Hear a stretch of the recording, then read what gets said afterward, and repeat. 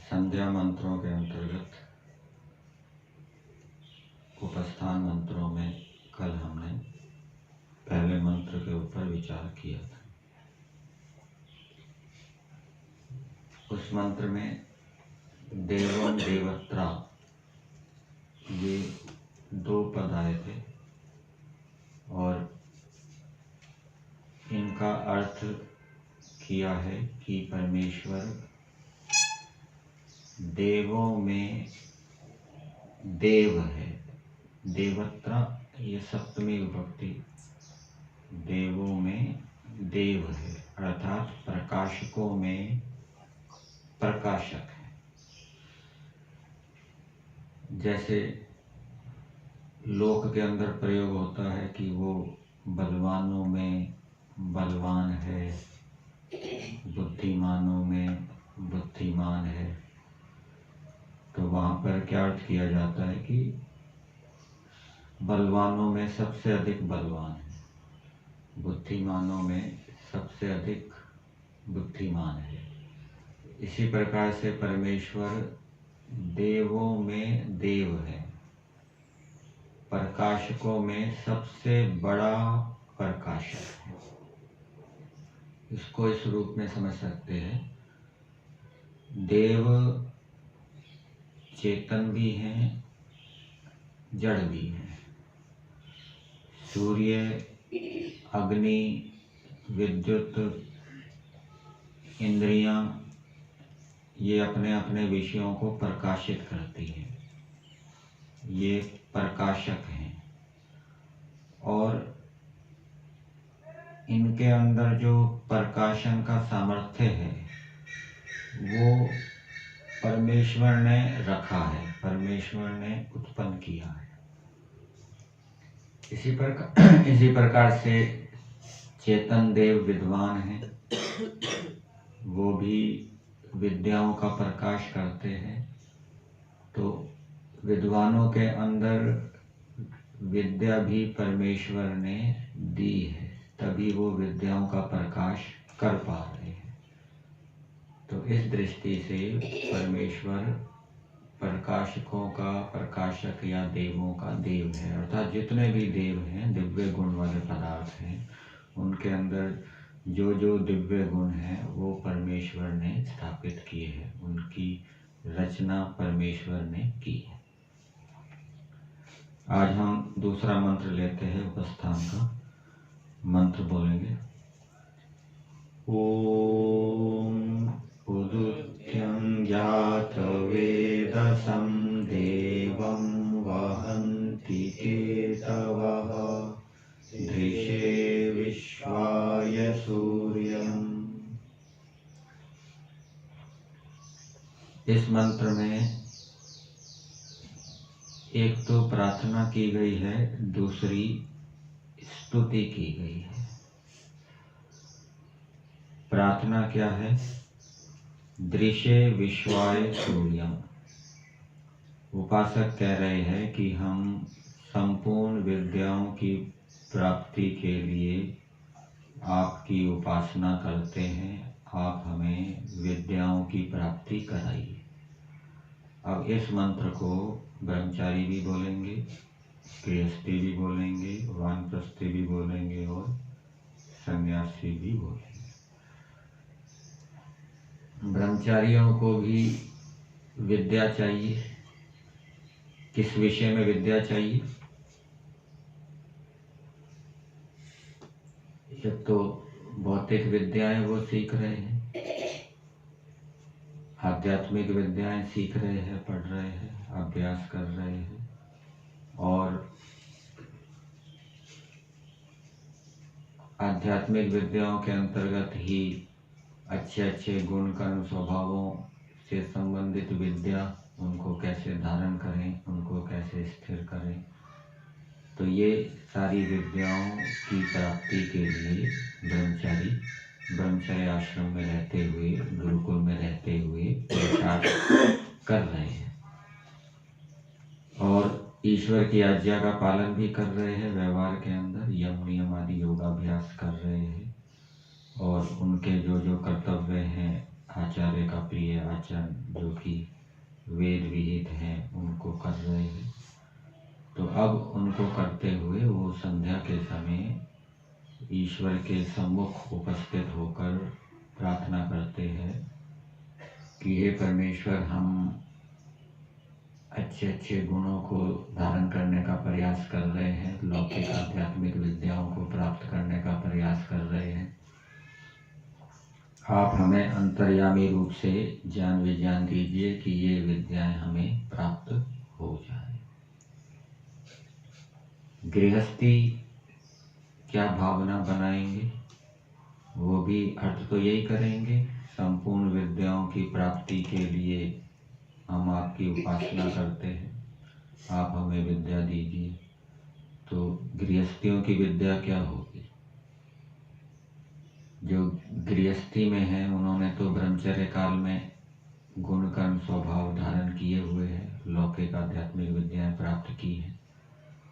अब वो गृहस्थ आश्रम में रहते हुए घर के काम धंधे कर रहे हैं, सामाजिक व्यवहार कर रहे हैं, परस्पर संबंध हैं अनेक, उन संबंधों को निभा रहे हैं।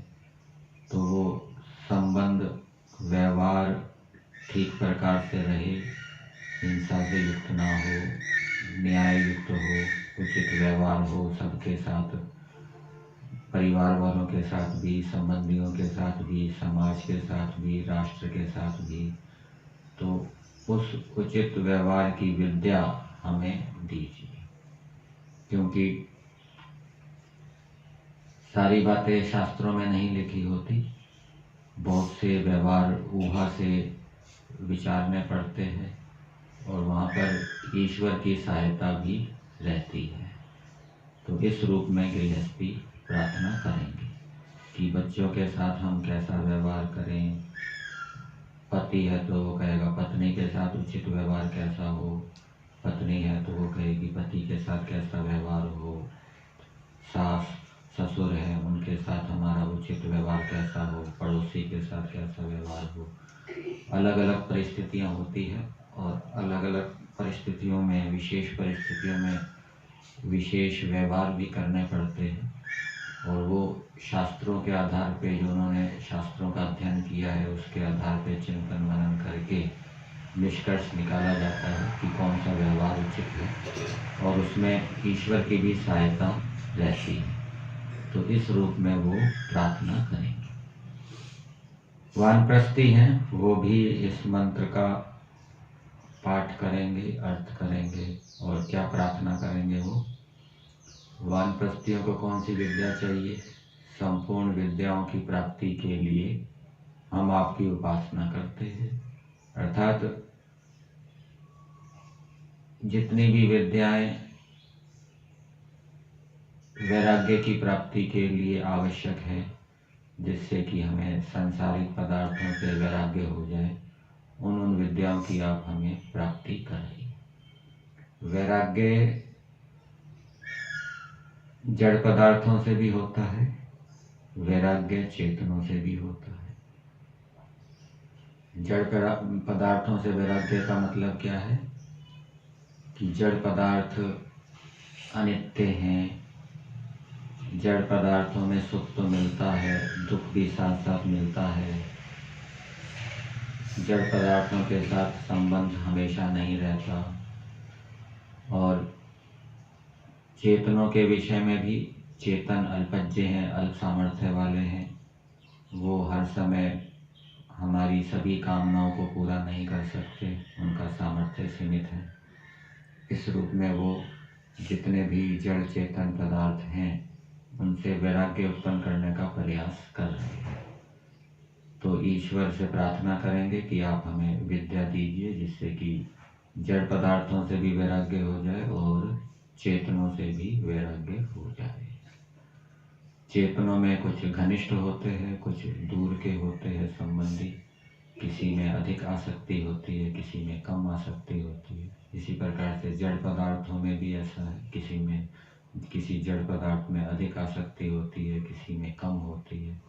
तो वहाँ किस प्रकार से चिंतन करना है जिससे कि वैराग्य हो जाए, तो वो विधि, वो उपाय, वो परमेश्वर से मांगेंगे कि आप हमें विद्या दीजिए, विधि प्रदान कीजिए, जिससे कि संपूर्ण जड़ चेतन पदार्थों से हम विरक्त हो जाए और ये वानप्रस्थ आश्रम का जो प्रयोजन है वो सिद्ध हो जाए। अब सन्यासी हैं, सन्यासी भी इस मंत्र को बोलेंगे, वो प्रार्थना करेंगे, दृश्य विश्वाय सूर्यम, हे परमेश्वर संपूर्ण विद्या की प्राप्ति के लिए हम आपकी उपासना करते हैं। तो सन्यासी को कौन सी विद्या चाहिए? वो तो सन्यासी का काम क्या है? विद्या का प्रचार करना, धर्म का प्रचार करना, शास्त्रों को पढ़ाना, शंकाओं का समाधान करना। तो कई बार ऐसी ऐसी शंकाएं पूछी जाती है वो समझ में नहीं आती, तो उनका समाधान हो ये प्रार्थना करेंगे। और उसके साथ साथ निष्काम कर्म के साथ साथ वो दोनों समय उपासना के काल में समाधि लगाने का भी प्रयास करेंगे। तो वो समाधि का भी ज्ञान विज्ञान विद्या की प्रार्थना करेंगे कि हे परमेश्वर आप हमें विद्या दीजिए जिससे कि समाधि की प्राप्ति हो। अब समाधि दो प्रकार की होती है, एक तो संप्रज्ञात समाधि और एक असंप्रज्ञात समाधि। जिसने संन्यास ले लिया है, जिसको वैराग्य हो गया है, तो कौन सा वैराग्य होने पर संन्यास लिया जाता है? पर वैराग्य होने पर या अपर वैराग्य होने पर? अपर वैराग्य होने पर वो संन्यास लेगा, मतलब कि जितने भी विषय हैं देखने के, सुनने के और अन्नपान आदि हैं, तो उनसे वैराग्य होने पर जो स्थूल विषय हैं जड़ चेतन आदि, उनसे वैराग्य होने पर वो संन्यास लेगा। अब संन्यास लेने का प्रयोजन क्या है? ईश्वर का साक्षात्कार करना। तो वो ईश्वर का साक्षात्कार करने के लिए एक तो पढ़ना पढ़ाना, धर्म विद्या का प्रचार करना निष्काम भावना से करेगा। दूसरा, वो पर वैराग्य को उत्पन्न करने का प्रयास करेगा, तत्परम गुण वैतृष्ण्यम, जिससे कि प्रकृति के गुणों से भी विरक्त हो जाए। तो उसके लिए वो प्रार्थना करेगा कि हे परमेश्वर आप हमें विद्या दीजिए जिससे कि मैं पर वैराग्य के लिए प्रयास कर रहा हूँ, जिससे कि पर वैराग्य हो जाए और पर वैराग्य होने पर असंप्रज्ञात समाधि में मैं आपका साक्षात्कार कर सकूं। ये सन्यासियों का भाव रहेगा। अब दूसरी बात इस मंत्र के अंदर बताई है, देवम वहंती केतवः। केतवः का अर्थ किया है पंचमायज विधि में, भाव रूप में बताता हूँ कि विविध जगत के रचना आदि नियामक, व्यापक, प्रकाशक ईश्वर के गुण। और दूसरा केतवा का अर्थ क्या किया है? श्रुति। तो सत्यात प्रकाश के 7वें समोल्लास में दिया है कि मन और इंद्रियों से गुणों का प्रत्यक्ष होता है, गुणी का नहीं। और जब व्यक्ति इंद्रियों से गुणों को जानता है तो फिर आत्मा युक्त मन से वो गुणी का प्रत्यक्ष करता है। जैसे पृथ्वी है, पृथ्वी के रूप को जाना नेत्र इंद्रिय से, पृथ्वी के रस को जाना रसना इंद्रिय से, पृथ्वी की गंध को जाना नासिका इंद्रिय से, तो इन 4 गुणों को जाना। तो ये पृथ्वी का प्रत्यक्ष है। इन 4 गुणों को इंद्रियों से जानकर वो आत्मा युक्त मन से प्रत्यक्ष करता है। तो जैसे पृथ्वी आदि के गुणों का प्रत्यक्ष उनका प्रत्यक्ष माना जाता है। इसी प्रकार से इस सृष्टि के अंदर जो रचना विशेष आदि देखी जाती है, इससे ईश्वर के ज्ञान गुण का प्रत्यक्ष हो रहा है कि ईश्वर ने इस सृष्टि को बनाने के अंदर कितनी बुद्धि लगाई हुई है। जैसे शरीर को देखें हम, शरीर के अंदर जो नेत्र हैं वो कोमल अंग हैं, उनको सुरक्षा की आवश्यकता है, तो उनको सुरक्षित रखा गया है नेत्र के गोलकों के अंदर, गड्ढों के अंदर। और उसी प्रकार से पलकों के माध्यम से भी नेत्रों की सुरक्षा होती है। इसी प्रकार से कान के अंदर पर्दा है, वो भी बहुत ही नाजुक है, कोमल है, उसको भी बिल्कुल अंदर सुरक्षित रखा गया है, जिससे कि उसको कोई आघात ना पहुँचे, चोट ना पहुँचे। इसी प्रकार से हृदय है, वो भी बहुत ही नाजुक है, कोमल अंग है, उसको भी यहाँ छाती के अंदर, पसलियों के अंदर सुरक्षित रखा गया है।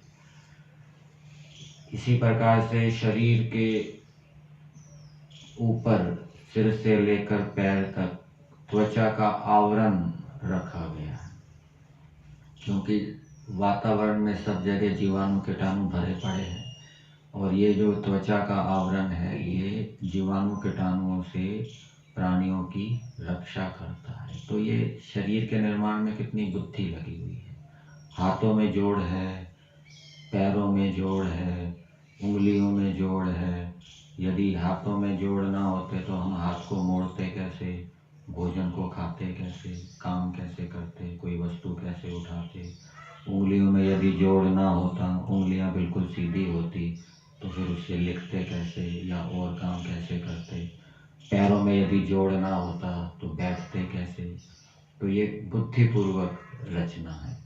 इसी प्रकार से शरीर के अंदर हम पाचन प्रणाली को देख लीजिए, श्वसन प्रणाली को देख लीजिए, खून किस प्रकार से शुद्ध होता है, फेफड़ों के अंदर आता है, ऑक्सीजन आती है, और वो दूषित खून कैसे शुद्ध होता है, ऑक्सीजन उसके अंदर कैसे मिलती है। तो ये सारी व्यवस्था बुद्धिपूर्वक की गई है। ये बुद्धि किसकी है? ये ईश्वर का ज्ञान है, ईश्वर की बुद्धि है, ये ईश्वर का प्रत्यक्ष है। इसी प्रकार से सृष्टि के अंदर देख लीजिए, पृथ्वी के चारों ओर वायुमंडल है जो पृथ्वी को सुरक्षित रखता है, सुरक्षा कवच है। बड़े बड़े उल्का अंतरिक्ष से आते हैं, वो वायुमंडल से टकराकर चूर चूर हो जाते हैं और पृथ्वी का नुकसान नहीं होता। समय पर सूर्य का उदय होता है, समय पर अस्त होता है, समय पर ऋतुएं आती है। तो ये भी ईश्वर का गुण है, नियमितता, नियम व्यवस्था, ठीक है ना, समय पर आना। क्योंकि वो तो जड़ है, सूर्य तो जड़ है, उसको क्या पता कब उदय होना है, कब अस्त होना है। तो नियमितता, ज्ञान, विद्या आदि इन गुणों को देखने से ये ईश्वर का प्रत्यक्ष है, इससे ईश्वर जाना जाता है। इसी प्रकार से वेदों के माध्यम से भी जो श्रुति हैं, वेद हैं, जिनको मंत्र के अंदर केतवः कहा गया है, वो भी ईश्वर को जनाते हैं। दो प्रकार के काव्य हैं, एक दृश्य काव्य और एक श्रव्य काव्य। संसार को देखकर भी हमें ईश्वर के गुण कर्म स्वभावों का ज्ञान होता है, और वेदों को पढ़ने से भी हमें ईश्वर के गुण कर्म स्वभावों का ज्ञान होता है कि ईश्वर के अंदर कितना बल है, पुरुषार्थ है, विद्या है, नियमितता है, आदि आदि। तो ये वेद और सृष्टि ईश्वर के गुण कर्म स्वभावों को जनाते हैं। और वो ईश्वर कैसा है, दो विशेषण मंत्र के अंदर बताए, उदुत्यम जात वेदसम देवम, और अंत में एक आया है, दो ही है, सूर्य। ठीक। तो जात वेद का अर्थ अनेक प्रकार से किया जाता है, जो उत्पन्न हुए सभी पदार्थों में विद्यमान है, जिससे चारों वेद उत्पन्न हुए हैं, अथवा जो उत्पन्न हुए सारे संसार का स्वामी है, इस कारण से परमेश्वर को जात वेद कहते हैं।